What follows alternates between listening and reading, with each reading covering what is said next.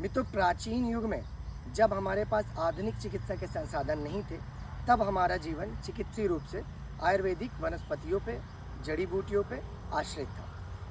तो नमस्कार, मैं वैद्य पंकज। स्वागत है आपका हमारे YouTube channel ultimate Ayurveda with वैद्य पंकज में।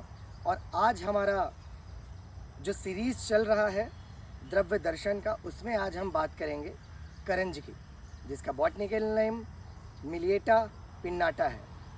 और आज हम इसके भौगोलिक दृष्टिकोण है ना, चिकित्सीय दृष्टिकोण है ना, और इसके स्वरूप का वर्णन करेंगे कि किस प्रकार से इसका स्वरूप होता है। इसके पंचांगों में से, पंचांग अर्थात फल, पुष्प, जड़, तना है ना, और इसके जो निर्यास होंगे अगर इससे आते हैं, तो ऐसे करके जो पंचांग होते हैं उनमें से किसका उपयोग करते हैं हम चिकित्सीय दृष्टिकोण से। तो मैं आपको बताना चाहूँगा कि यह एक ऐसी दिव्य औषधि है जिसके 5 अंगों का उपयोग हम चिकित्सीय रूप में लेते हैं। और उसके बाद हम सबसे पहले जानेंगे कि इसे हम अपनी भाषा में, हम अलग अलग क्षेत्र से, आप मुझे देख पा रहे होंगे, कोई उत्तर प्रदेश से होगा, कोई मध्य प्रदेश से होगा, बाकी जितने भी राज्य हैं भारतवर्ष के, आप कहीं ना कहीं से मुझे देख रहे होंगे। तो एक बार करंज को कमेंट करके आप ज़रूर बताइए कि आपकी बोली में, आपकी भाषा में इसे क्या कहते हैं। मैं बघेलखंड क्षेत्र से मध्य प्रदेश के बिलोंग करता हूँ।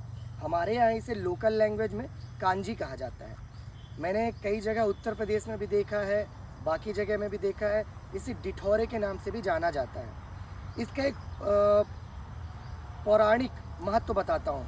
हमारे यहाँ जब महिलाएं तीज का उपवास रखती हैं, उससे एक दिन पहले सुबह सुबह प्रातःकाल वो उठती हैं और करंज, जिसे हम बोलते हैं कांजी, उसके दातून को करती हैं।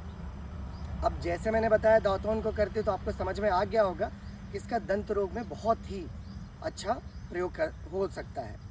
अब उसके बाद बात करते हैं कि और इसे क्या कहते हैं, इसके प्रकार क्या होते हैं, इसके वृक्ष कैसे होते हैं, इसके पत्ते कैसे होते हैं। तो आप देख सकते हैं, इस सबसे पहले आते हैं इसके पत्तों पे। तो इसके पत्ते हमें कुछ इस प्रकार से दिखाई देते हैं, डार्क ग्रीन, और कुछ लगभग अगर हम देखें तो जो हमारे पास पत्तियां उपलब्ध हैं थोड़ी सी कटी फटी हैं, परंतु मैं आपको एक स्वच्छ पत्ती उठाकर दिखाता हूँ कि इसकी आकृति ऐसी होती है और ये डार्क होता है। इसका वृक्ष जो होता है वो काफ़ी बड़ा होता है, लगभग 10 फुट 20 फुट के भी देखे गए हैं, है ना, काफ़ी बड़े आकृति के भी होते हैं।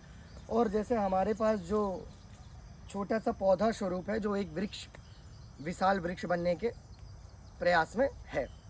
तो अब हम बात करेंगे इसके औषधि गुण के बारे में, है ना। हमने चर्चा की कि आपकी बोली भाषा में क्या कहते हैं। अगर इसको किसी और नाम से जाना जाता है तो प्लीज़ कमेंट करके एक बार हमें ज़रूर बताइएगा, हमें भी जानने में उत्सुकता होगी। तो अब हम बात करते हैं इसके औषधि गुणों के बारे में। जैसे मैंने बताया, एक पौराणिक कथा के अनुसार, या फिर जो रिचुअल है हमारे बघेलखंड क्षेत्र में, कि तीज से पहले इसका दातून किया जाता है। और दातून से याद आया, हमारे आचार्यों ने दिनचर्या अध्याय में दातून का वर्णन किया है, जिसमें कटु तिक्त कषाय रस के दातूनों को करने का कहा है।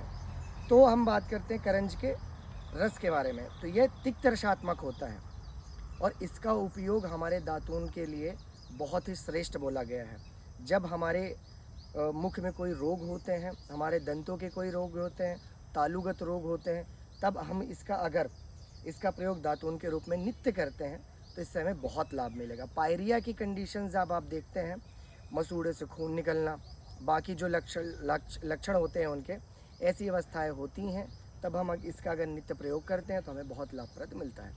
उसके बाद आते हैं अपन हेयर फॉल की कंडीशन में। इसका एक और उपयोग है, वो है हेयर फॉल के कंडीशन में, त्वचा रोग में।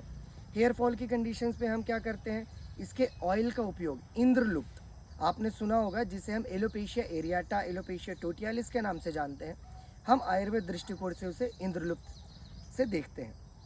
इंद्रलुप्त जैसी समस्याओं में हम इसके ऑयल का उपयोग करते हैं, और मैंने खुद अपने रुग्णों में इसका उपयोग करके देखा है। इसके अल्टीमेट रिजल्ट्स हैं, जैसे हमारा चैनल अल्टीमेट आयुर्वेदा है। तो इसके बहुत ही अच्छे उपयोग हेयर फॉल की कंडीशंस में भी होते हैं। और रीजनरेशंस हेयर के जो होते हैं कि एक बार बाल चले गए तो दोबारा आने के कंडीशन में, अगर वो व्यक्ति की उम्र ज़्यादा नहीं हुई है और अगर उसके बाकी चीज़ें, दोष धातु मल सब व्यवस्थित हैं, तो रीजनरेशंस भी हेयर के अच्छे से होते हैं। अब हम बात करते हैं त्वचा रोग में। हमने सदैव ज़्यादातर इसका उपयोग त्वचा रोग में ही देखा है। जब भी आप गूगल पे सर्च करेंगे या फिर यूट्यूब पे देखेंगे, बहुत से लोगों के चैनल्स में त्वचा के लिए बहुत अच्छा बताया है ना। तो हम देखते हैं त्वचा में इसका कैसा उपयोग होता है। त्वचा में जब भी आपको फंगल इन्फेक्शन की कंडीशंस होते हैं, है ना, और या फिर आपको सोराइसिस की, जितने भी कुष्ठ रोग बताए गए हैं हमारे आचार्यों के द्वारा, है ना, क्षुद्र कुष्ठ हो गए, महाकुष्ठ हो गए, है ना, और बाकी जो भी कुष्ठ बताए गए हैं, तो उनमें त्वचा रोग में बहुत ही अच्छा लाभप्रद है। त्वचा रोग में हम इसके ऑयल का उपयोग करते हैं, इसके बीजों से बने चूर्ण का उपयोग हम त्वचा रोग में करते हैं, है ना, इसके लेपों का उपयोग हम त्वचा रोग में करते हैं। और त्वचा रोग में हम अगर किसी को बहुत ज़्यादा ईचिंग, कंडू, सर्वांग कंडू की अवस्था होती है, तो इसके पत्तों को उबाल कर उससे अगर हम स्नान करें तो हमारे शरीर से कंडू खत्म हो जाए। मतलब इसका सीधा सा उद्देश्य ये है कि ये हमारे कफ दोष का नाश करता है, क्योंकि कंडू मेनली कफज अवस्था में ज़्यादा आती है। तो दोस्तों हमने देखा कि यह त्वचा रोग, हेयर फॉल की कंडीशन जिसे हम केश रोग कह सकते हैं, उस अवस्था में दंत रोग, तालुगत रोग, मुखपाक, मुख की दुर्गंधता, ऐसी अवस्थाओं में इसके बहुत लाभ हैं। तो आज हमने जाना करंज के दिव्य औषधि गुणों के बारे में। अगर आप किसी और औषधि गुणों के बारे में, इसके बारे में जानते हैं तो प्लीज़ एक बार हमें कमेंट करके ज़रूर बताइए। हमें बहुत अच्छा लगेगा अगर आप इस सीरीज़ में हमारी सहायता करेंगे तो दोस्तों आज हमने जाना करंज के गुणों के बारे में। और सबसे इम्पॉर्टेंट जो मैं हमेशा डिस्क्लेमर के लिए बोलता हूँ कि कभी भी किसी भी औषधि का उपयोग करने से पहले अपने प्राकृतिक गुणों को जानें, है ना। वात पित्त कफ कैसी प्रकृति है उसके हिसाब से किसी भी औषधि का उपयोग करें और अपने आयुर्वेदिक चिकित्सक के परामर्श के अनुसार ही करें। डायरेक्ट आप ना करें, क्योंकि अगर आपको इससे कोई क्षति या हानि होती है तो इसमें हमारे चैनल और हमारी कोई जवाबदारी नहीं होगी। तो बने रहिए हमारे साथ इस औषध दर्शन के सीरीज में, द्रव्य दर्शन के सीरीज में। हम आगे भी प्रयास करेंगे कि हमारे जो आसपास दिव्य औषधियाँ हैं उनके हम आपको हम उनका उपयोग बता सकें और उसके फ़ायदे बता सकें।